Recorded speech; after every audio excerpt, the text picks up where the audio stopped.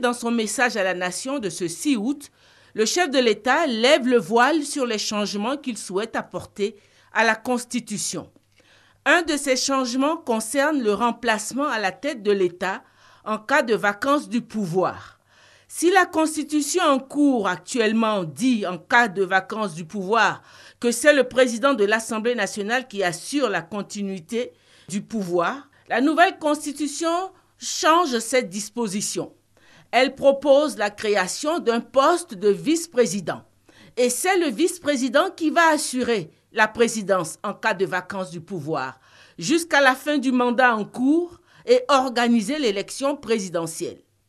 Cette séparation désormais totale entre le pouvoir exécutif et le pouvoir législatif a pour but d'éviter les conflits de succession en cas de vacance du pouvoir. Nous avons la création d'un poste de vice-président élu au suffrage universel direct en même temps que le président de la République. Ainsi, en cas de vacance du pouvoir, il garantit la continuité de l'État, d'une part, et le respect du calendrier électoral, d'autre part. Car, tout comme le président de la République, le vice-président représentera le choix du peuple.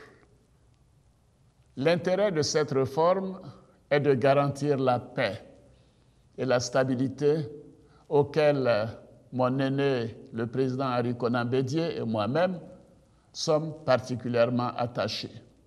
De plus, elle mettra notre pays à l'abri de tensions et d'incertitudes pouvant déboucher sur un ralentissement économique. Nous nous sommes inspirés pour cela des exemples de stabilité en Afrique tels que le Ghana voisin, le Nigeria et l'Afrique du Sud, mais aussi ailleurs dans le monde.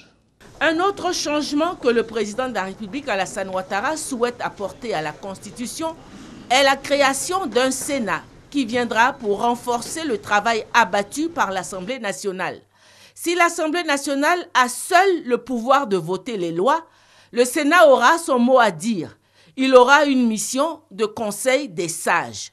Après 56 ans d'existence, notre pays regorge d'une classe importante d'anciens serviteurs de l'État, de personnalités de qualité, dont l'expérience peut apporter une grande contribution au processus législatif.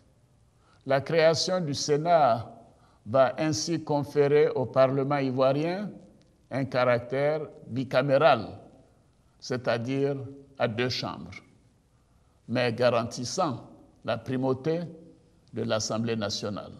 La création d'un poste de vice-président, la création d'un Sénat ne sont pas les seules nouveautés.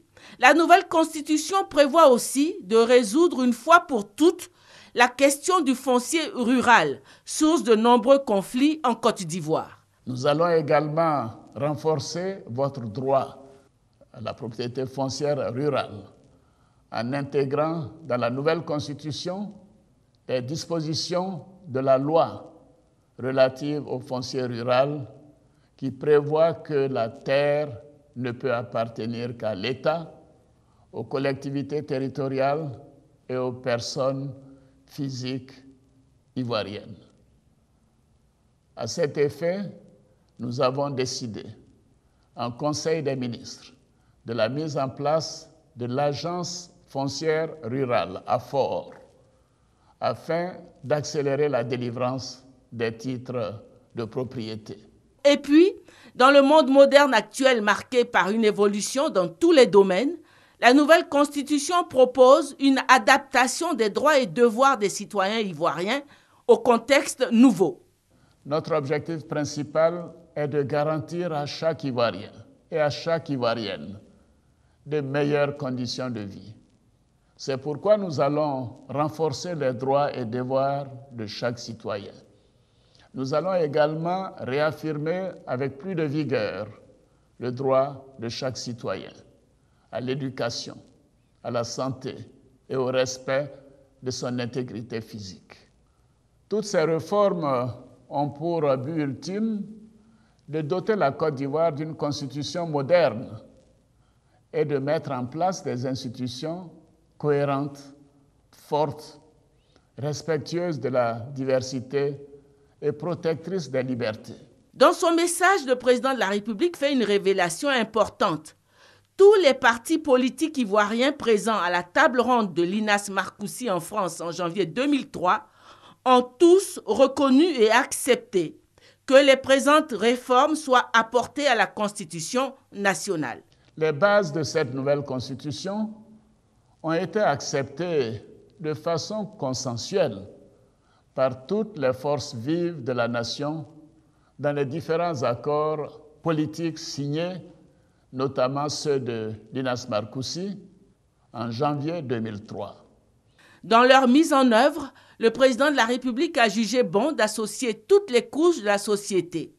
C'est la raison des consultations qu'il a eues avec la société civile, l'ensemble des partis politiques, la chefferie traditionnelle, les guides religieux, les femmes, les jeunes. Un comité d'experts a été mis en place pour recueillir toutes les contributions afin que cette nouvelle constitution soit la plus consensuelle possible.